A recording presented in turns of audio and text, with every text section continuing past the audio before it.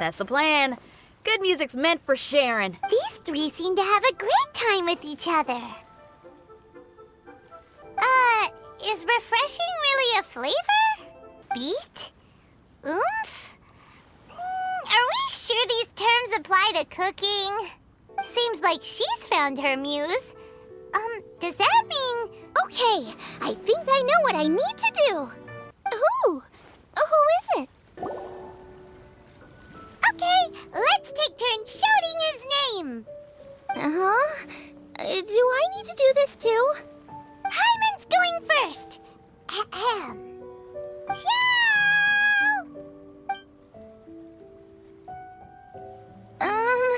Nothing's happening. Let me try again.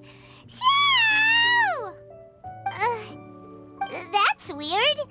Does he not want to hang out with us? Oh, wait, so let me get this straight. Some guy with special powers promised you both that you just need to shout his name and he'll show up? Just one of us. Oh, right.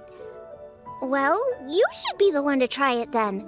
Paimon clearly just doesn't want to feel left out. You called?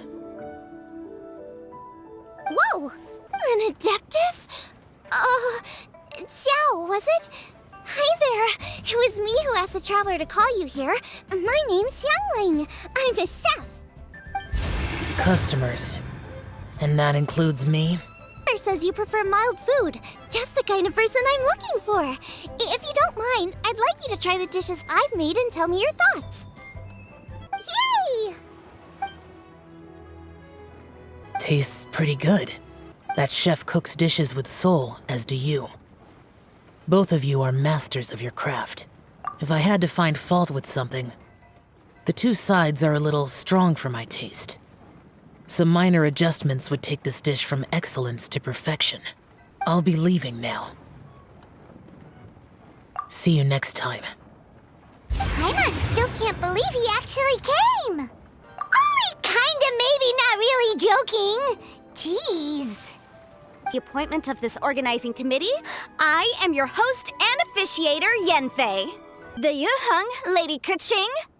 And last but not least, gourmet connoisseur, Uncle Tian. Sample our contestants' dishes and cast their vote. And to my right, a stalwart of Liyue Harbor and her mysterious assistant, who knows who? Paimon knows. It's Guoba. Hey, everybody. I'll do my best. Contestants, please repeat after me. As a finalist in Masterful Chefs, I solemnly swear to commit myself fully, compete fairly, and abide by all competition procedures. And I, for my part, promise to uphold the principles of fairness, impartiality, and transparency in my officiation of the proceedings. The organizers have chosen the theme for today's event, and that theme is of Earth and Waterborne. Rules are simple. The one who receives the most votes wins. Tailor your dishes to the judges' preferences, or win over the audience with your originality. The choice is yours. Well then, I look forward to both of your contributions. Light it up! Light it up! First things first, get the stove on. Xiao thought the side should be milder, which makes sense to contrast with the main dish. And I guess that's what Xingyan meant. You gotta have on-beats and off-beats. But at the same time, you have to end on a high note. So I think I'll add a little sugar to the crystal shrimp just to bring the flavor up a notch. Triple-layered consomme is pretty bland to begin with, and I can't have two sides with the same texture. Luckily, the organizers have provided some very aromatic broth. It's just a little too gentle. Okay, this is where Beto was right. A pinch of salt should do the trick.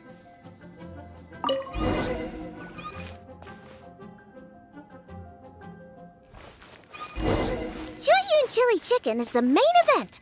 Can't afford to compromise too much here, but maybe some pepper will set it apart without alienating anybody. Oh, Yinxiao, he doesn't look so good. Ah, Guoba. Xiangling's mysterious assistant appears to be aiding her opponent. Judges, are we going to allow this? We knew in advance that Xiangling would be accompanied by a mysterious assistant, and the judges agreed that the two could be classed as one individual for the purposes of the competition. But what do we say to this? I take no issue with it.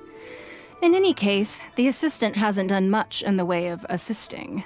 Xiangling is a highly accomplished chef, and her assistant is more like family to her. Xiangling prepares all of her own dishes herself. All that her assistant will do is occasionally provide a fire source.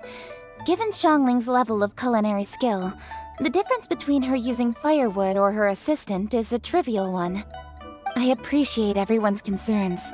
The presence of a mysterious assistant performing strange dance moves to cheerlead for Xiangling is a little unexpected.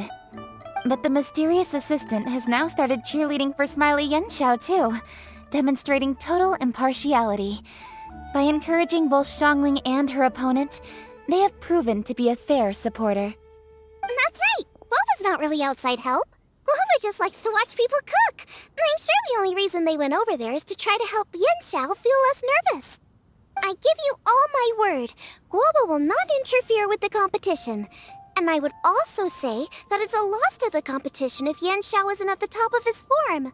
'Cause that's what I do.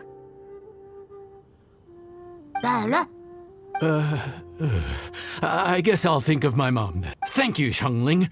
And thanks to your, well, thanks. Time for me to get cooking.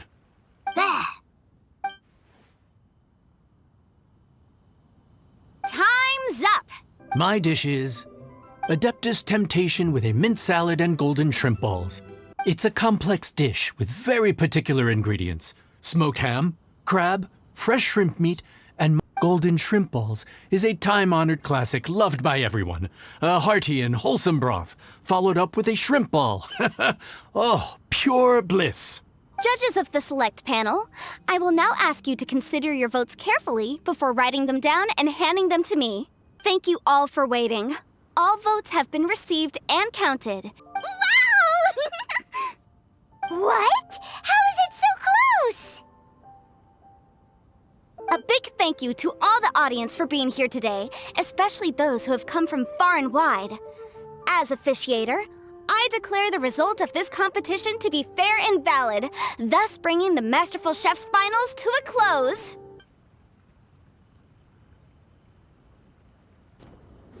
Looks like I won this time, Yanxiao. But I'd still like to try your dishes, if that's okay.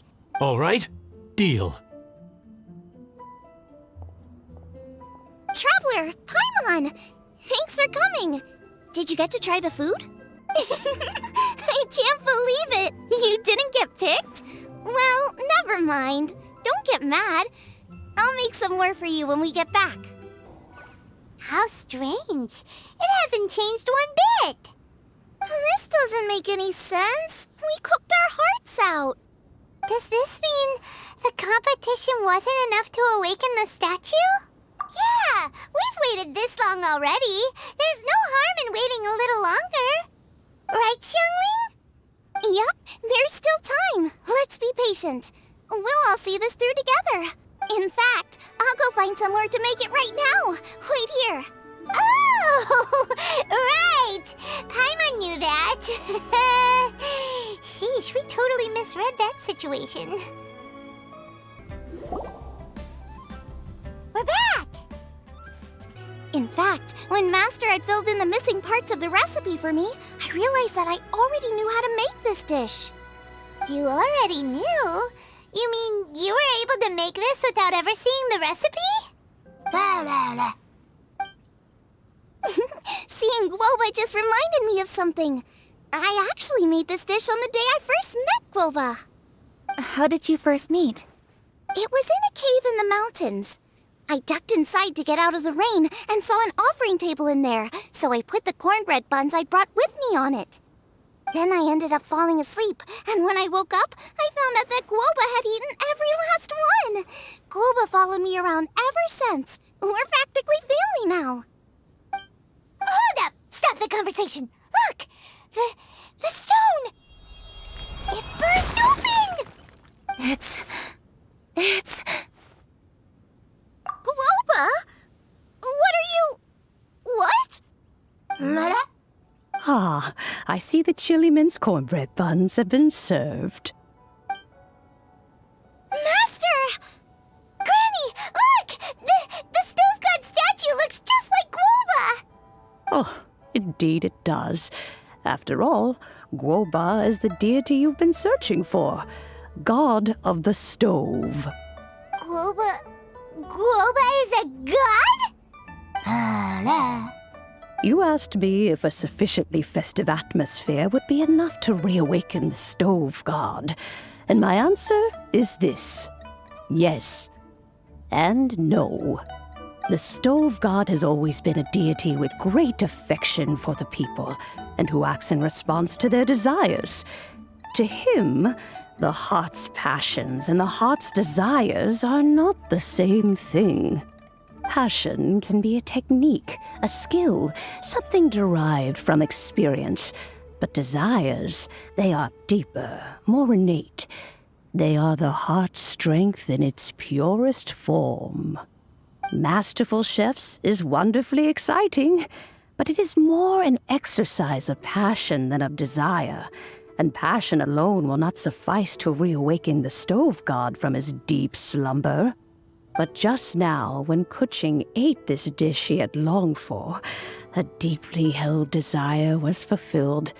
As well as receiving an answer to a question, she also gained something much more precious. A moment of poignant nostalgia so vivid, it felt like she was right there alongside her grandfather. The enormous power unleashed by the fulfillment of this desire resonated with the stove god's statue, and caused it to manifest once more the form it took in the past. Of course, the stove god himself is not contained within the statue. The true stove god has been here with us all along. How does it feel, seeing a statue of yourself from your glory days? Look at him. Still so majestic. Glory days? Wait, what happened? Did Guoba used to be different from now? Oh, yes. Back in his day, your Guoba was once the patron god of the soil. But all the wisdom and power he had then, he has since surrendered to the soil itself. A god surrendering their power to the soil. I have heard this turn of phrase before, but what does it mean? The kinds of trials and tribulations that a land can face are far more than you could imagine. Droughts, floods, torrential rain, hurricanes, earthquakes, tsunamis, fires, and plagues. The threat of disaster will never fully disappear from Liyue. Even woes that have never been faced before in history will come to pass in the future. Such things affect you mortals far more than we Adepti, with our immortal forms. He once walked with you over the barren plains until you arrived at last at the harbor. He joined you in building your dwellings and lighting the stoves. It was his hand that lit the very first street lamp of Liyue and brought the aroma of cooked food into every household in the land. You mortals no longer remember him, but back in the age when you did, he was the closest of all the Adepti to the common folk.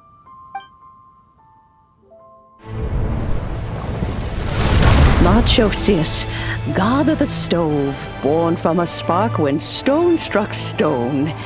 He was a god with a great love for humanity and their well-being. Millennia ago, the people sought to expand their city. They built a dwelling on the plains and called it the Gueli Assembly. The stove god cared greatly for the people, turning himself into minions who went into every home, fostering food and solidarity alike. Alas, their home was taken by a flood. The waters ravaged the Gueli Assembly and forced the people back south to Liyue Harbor. Though the distance was not far, the journey was plagued by a terrible storm. For a dozen days, the Adepti stayed by their side. During this time, the stove god cooked an ancient delicacy, flatbread with a meat sauce to stave off the cold and damp, fit for those on the move. Centuries later, disaster and plague arose once more. The stove god would appear no longer, for he placed all of his power into the land itself to quell the calamities. His power expended, and his wits greatly reduced. Thus his body decreased in size. By the time he parted ways with us, he wasn't even the height of a human. He told Rex Lapis and I of the dishes that bring joy and of the secrets of the flame, then went into the mountains and entered into a long slumber.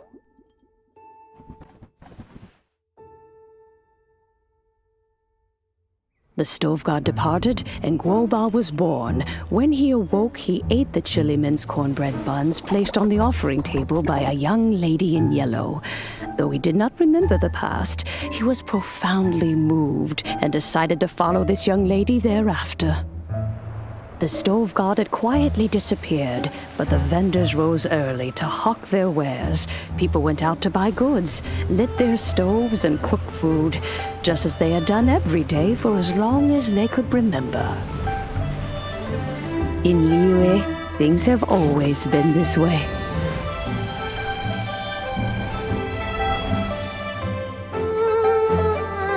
Nature provides, the mountains rejoice. We are blessed by heaven's good grace. Years have gone by. The world has transformed, but our way of life survives.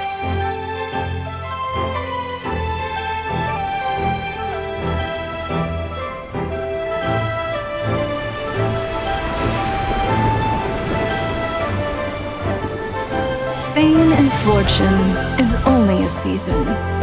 It is the moment that we should embrace.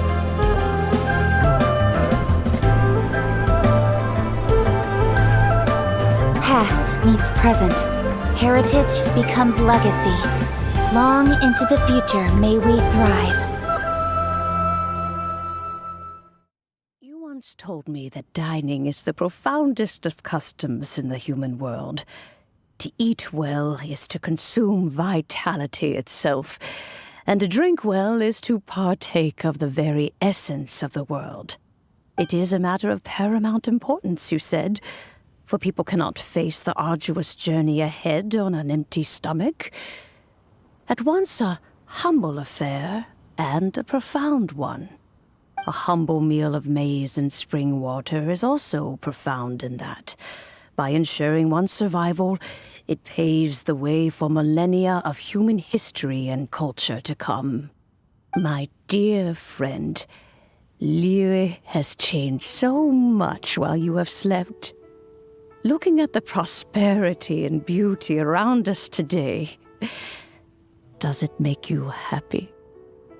Guoba, this is kind of a huge deal. Why didn't you say anything? He is not who he once was. Even the power of speech evades him now. There is no way he could have told you. Oh. Guoba, but... Xiangling. Do not be saddened, Xiangling. There are two sides to everything. Guoba may have lost many of his formal faculties, but he is now as carefree as can be, without a single worry in the whole world. In this world we inhabit, who can truly be said to live a life free of all woes? Those with a mind and with the knowledge will certainly be troubled by all manner of things. But he has gone further than us in his journey. He had both wisdom and courage. Everything he took upon himself, he was also ready to part with. His carefree demeanor today is a testament to the fact that he is at rest. So since you are his friend, take good care of him. Go out to walk and play. Allow him to eat, drink, and be merry. I will! You can count on me! Xiangling, you have an adeptal affinity. Guoba follows you around because he has respect for you. The moment he awoke, he was met with a familiar flavor in the chili mince cornbread buns he ate. After all that time, he still recognized the dish he had invented, and he approved of you as the one who had cooked it. That's right. The taste of one's home cuisine always brings back memories of home. Though he remembered nothing, eating the food you had cooked gave him a feeling of familiarity. That is why he stuck by you. You may be the first person in history to give the stove god the experience of being a satisfied customer. That makes you quite a remarkable chef. If that's true, I couldn't be happier. Because putting a smile on customers' faces is what we chefs are called to do. Well then, it's getting late and I still have things to do. Time for me to say goodbye. Traveler, Paimon, Xiangling, thank you all very much. I look forward to spending more time together in the future.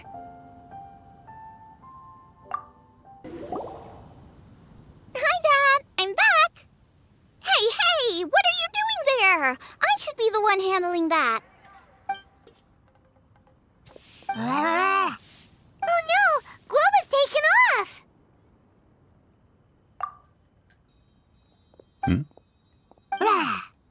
Oh, it's you. Hello there, old friend. Oh, bless my soul. Are you out for a stroll as well? Given the season, it felt fitting to take a leisurely walk while the meal is being prepared.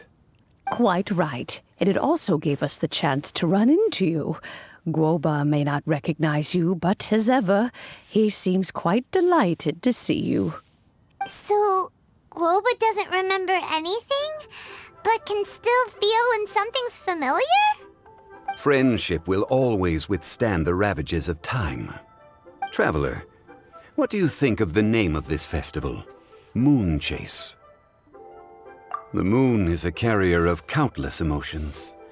So many things only seem to surface as we gaze up beneath its poignant glow. Wherever the moonlight shines, the heart is wont to follow. Fond memories of those no longer with us.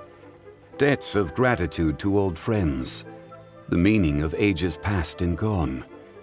All wrapped up in the city that has existed for so many moons to date. All these things and more. They are why people chase the moon. In old age, the sight of many things puts one in a wistful mood. But children are always a beautiful sight to see. Such exuberant life force. It seems to well up from deep within the land itself. A land that has been in existence for so many millennia, and yet one that still dazzles today. Traveler, this Moon Chase Festival has been all the more entertaining with you here to witness it. Now, let's have Xiangling brew us a nice pot of tea. We shall drink and chat at our leisure.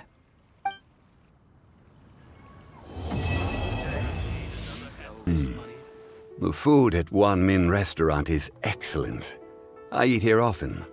Ah, you can say that again. Xiangling is a remarkable child. Surely the culinary talent of the century.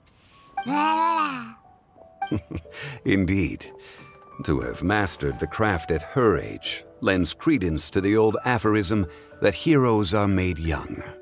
I think I may have overeaten. Is it time for some moon chase specialties? Chop suey!